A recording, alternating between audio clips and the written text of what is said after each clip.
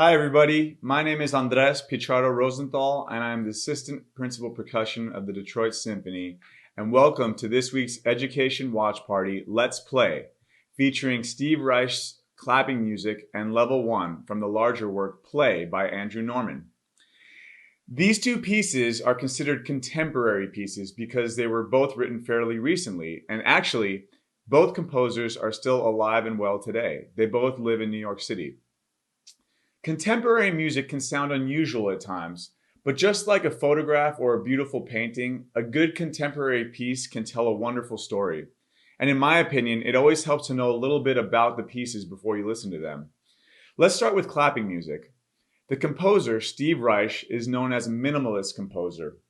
Minimalism in music basically means the rhythms and melodies are pretty simple and there isn't a whole lot of complex changes throughout the piece.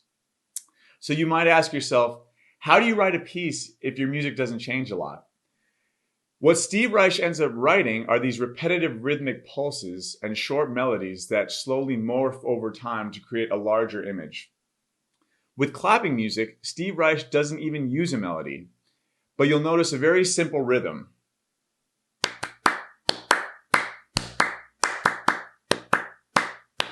3, 2, 1, 2, 3, 2, 1, 2. This rhythm is repeated in unison between both myself and my colleague Joseph Becker. Then, while Joe stays on that rhythm, I shift the pattern by one note, and then another note, and another note, and another note, all the way until we come back in unison again. It's a pretty cool effect. It's such a simple concept, but it has a huge impact. As you listen, see if you can hear when the pattern changes. And if you're feeling really adventurous, try to clap along with me or Joe. Here's clapping music by Steve Reich.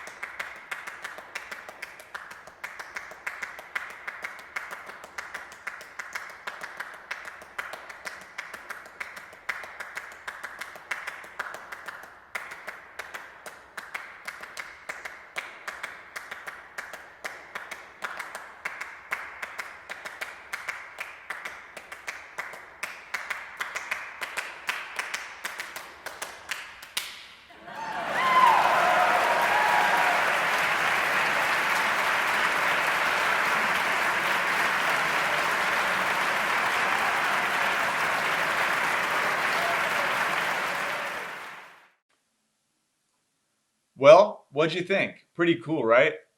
I hope you guys like that one. Now, this next piece is interesting too. Level 1 from Andrew Norman's piece Play is almost like a video game, but instead of the controller controlling characters on the screen, the percussion section controls the orchestra. For example, when one of us hits the triangle, it may trigger the flutes to start playing. And then when one of us hits a tambourine, it may have the string players play really fast. Each percussion instrument has a different action. See if you can figure out which percussion sound triggers what in the orchestra. Now, I will say, sometimes contemporary music can be challenging to listen to, but don't worry. If the piece makes you feel something or imagine something, that's all that really matters. I challenge you all to try to be in tune with your thoughts and emotions and see how the music affects you. To give you more of an in-depth look at the piece, here's a brief introduction by composer Andrew Norman himself. And thank you all for being here. It's an honor to get to share my music with you. So this piece is kind of an epic journey. I think it's a journey from chaos and complete disorganization to order at the very end. It's also a journey from a kind of mechanistic, very precise approach to the orchestra and the physicality of the players to one 40 minutes later, which is much more human and expressive. And it's also, in a way, a kind of game. I thought of this as a game that pits the percussionists at the back of the orchestra against everyone else. So the percussionists actually have many, many instruments back there, and each one of those instruments does something very specific to other members of the orchestra. They have instruments which will turn on and off other people, instruments that will make them play louder or softer, forwards and backwards. It's as if they're kind of like the puppet masters at the back controlling everyone, and this becomes a kind of game of struggle of who has the control in this piece. I thought I would give you just 3 examples. The first is the triangle. So a single hit on the triangle will freeze anyone. It's a little bit like that game Red Light, Green Light you might have played as a child. And then a second hit will unfreeze them. Next we have the bongo. A hit on the bongo will make everyone play backwards when they had been playing forwards. And lastly, perhaps most powerful of all, we have the slapstick. So the slapstick, I like to think of as a kind of cosmic channel changer. So whatever world the orchestra is in, when the slapstick hits, they're instantly in another world. And then, as particularly the second movement of this piece goes on, the slapsticks become more frantic and actually pull the orchestra through world after world after world in this struggle to find what they have to say. I will just say that the second movement goes right into the third movement, and the second movement ends with this moment of silence. The percussionists kind of whack themselves into oblivion. And it's in this moment that the orchestra is completely frozen. And from there on out, they sort of have to figure out for themselves the music that they have been trying to make all along. Thank you so much. I hope you enjoy it.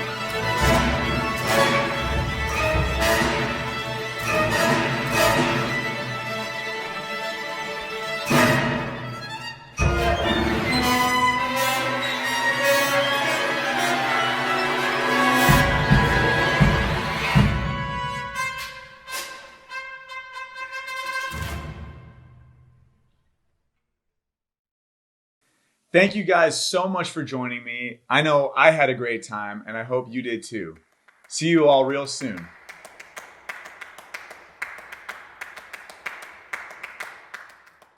Hi, welcome to Composition Basics 101, DSO. Woo! You recently heard Steve Reich's clapping music and Andrew Norman's play. Now's your chance to actually meet a composer and perhaps even become one. Are you ready? My name is Jeremy Crosmer, and I'm a cellist with the Detroit Symphony Orchestra, but I'm also a composer. So, what do most composers have in common? Well, most of them are no longer a... Wait. Hello? Oh, they're still alive? Wait, hold on. Okay, apparently, most composers have in common crazy hair. That's weird. I didn't know that. Anyway, composers love nothing better than being stuck at home with nothing else to do. So, if that's you right now, join me. I'm going to teach you a little bit about composing. By the end, you may even be writing music yourself. Now, you don't have to have any musical background to follow along, at least in the beginning. By the end, we may be covering some things that involve reading music, but even then, you should be able to follow along. Are you ready? So, what exactly is composing? Well, it says right here, okay. Composing is a way to express something, emotions, feelings, philosophies, images, impressions, mythology, or even storytelling. What I like the most about composing is it's a hybrid art form. With fixed medium art forms like paintings, sculptures, and books, once it's created, what you see is what you get, arguably. But with live art forms like dance, theater, and music, when you perform, it changes every time. Composing is written on paper like a book. Oh, this is blank. But it's performed differently every time. Imagine Harry Potter read by a British person or an American. You can get a pretty different impression if Harry Potter was meeting Moaning Myrtle in the restroom rather than the loo, right? But that's the great thing about composing. Every composition sounds different depending on who's performing it. This can work to your advantage or disadvantage depending on who's playing. Imagine if you wrote a very sad piece and your friends decided to perform it in a happy way. It would sound completely different. No, that's never happened to me before. But enough talk. Are you ready to learn to compose? Me too. But first I need to go collect a few things.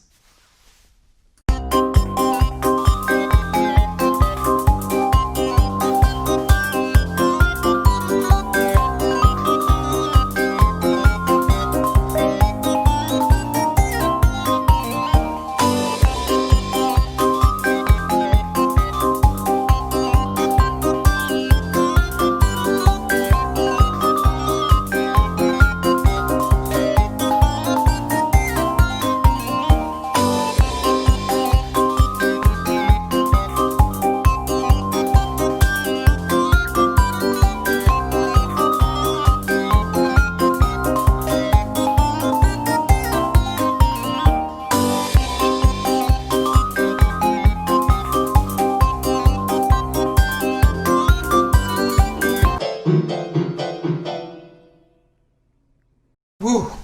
All right, that took a little bit longer than expected. All right, where to start? Let's talk about the building blocks of music. So we have 4 building blocks: rhythm, melody, harmony, and bass. We're going to cover the first 2 today. Rhythm is the foundation of music in every culture, and that's because it's based on physical movement. Can you think of things in your life that have rhythmic elements to them? Heartbeats, walking, jogging, dancing, bobbing, maybe knocking on doors. But what are some things that rhythm can express on its own? Well, let's start with the idea of walking. Rhythm could express a march. I want you to play a march with me. Grab your pots and pans. Ready? 1, 2, 3.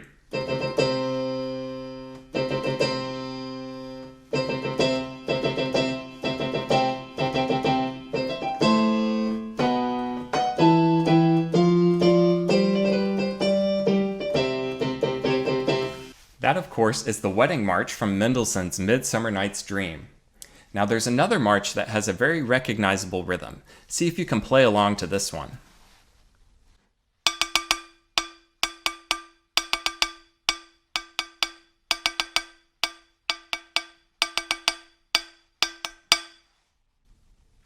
That sounded more like soldiers marching, and that's because this is from Gustav Holst's Planets, and that is the March of Mars, the god of war. Rhythms can be happy or sad. Let's think of some happy rhythms. What about the rhythm from Jingle Bells?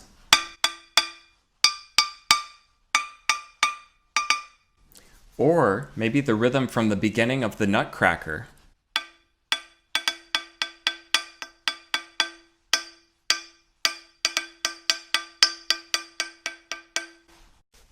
Rhythm can affect our mood by how fast or slow a piece is going. This is known as tempo.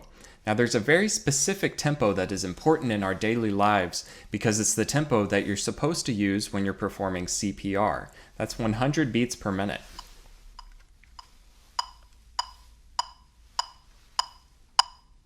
Can you think of any songs that go this speed? There's two that come to mind. Another One Bites the Dust and Stayin' Alive.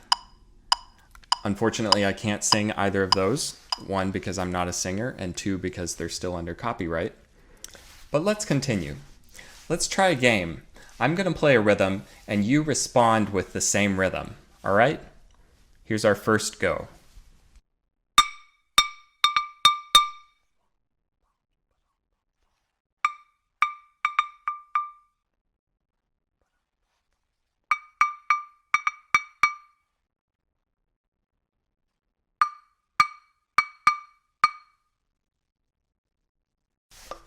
All right, how did that go for you?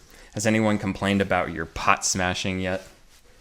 Composers use repetition because it helps a melody stick in someone's head, like an earworm. Have you ever had an earworm before? Some melody that you just can't stop singing to yourself?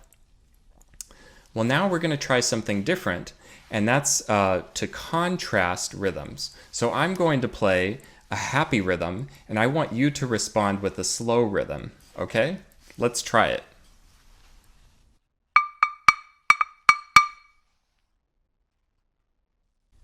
Okay, and now I'm going to play a slow, sad rhythm, and I want you to play something super exciting.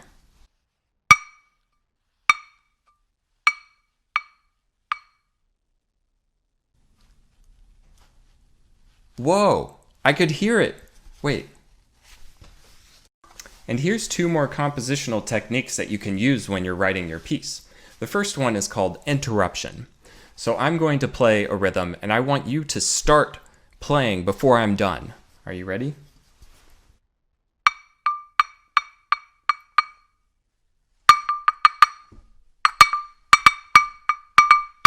Whoa, that was crazy! Another technique that you can use is called development. So you start with something simple, and then you make it more and more complicated. Sounds something like this.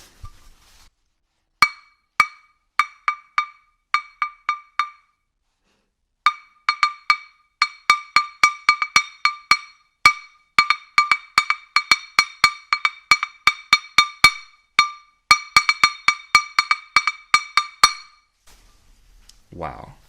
As you can see, there's so much that you can do with just rhythm alone, and we haven't even started to talk about melody or pitch, but let's do that now. Melody, like rhythm, is a universal concept for most cultures, and that's because it's based on singing. You must have heard lullabies as a child from your parents, or maybe even before you were born. And believe it or not, every day you are making musical gestures of your own without even realizing it. What? Me? I can talk to you. But when I put it with the piano, I can talk to you. Suddenly it sounds like singing. Weird, huh? Those are just a few examples of how melodies are in your everyday life. But what is a melody comprised of? Well, pretty much two things, either scales or leaps. So here's some melodies that are based on scales.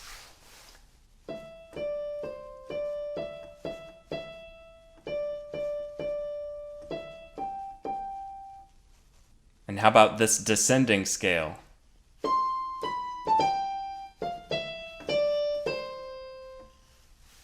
And here are some melodies that have leaps in them.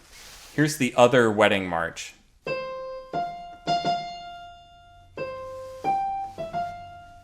And here's that middle section from Happy Birthday.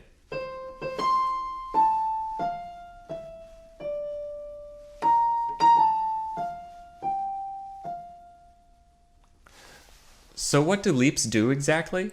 In this case, since we're leaping up, we're sounding a little bit hopeful, right? What would Happy Birthday sound like if there were no leaps? Let's try it.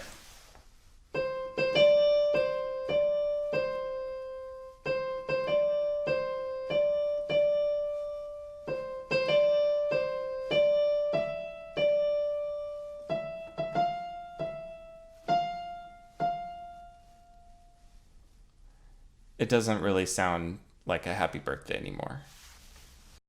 You can also use leaps to sound a little bit more depressing. Putting scales and leaps together can sound pretty haphazard at first, but that's why composers invented the concept of a motif.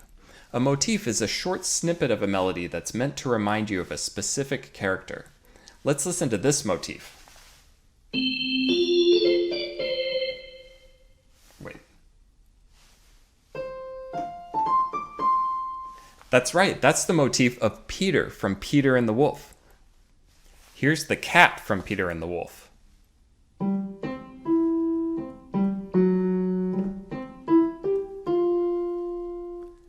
And how about Grandpa, who's the lowest?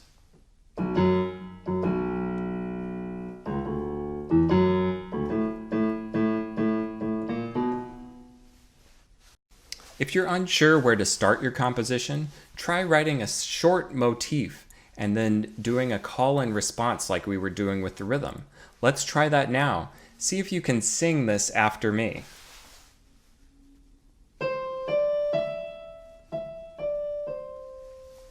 Da da dum ba da dum. Ba da da da dum bum ba da da da dum.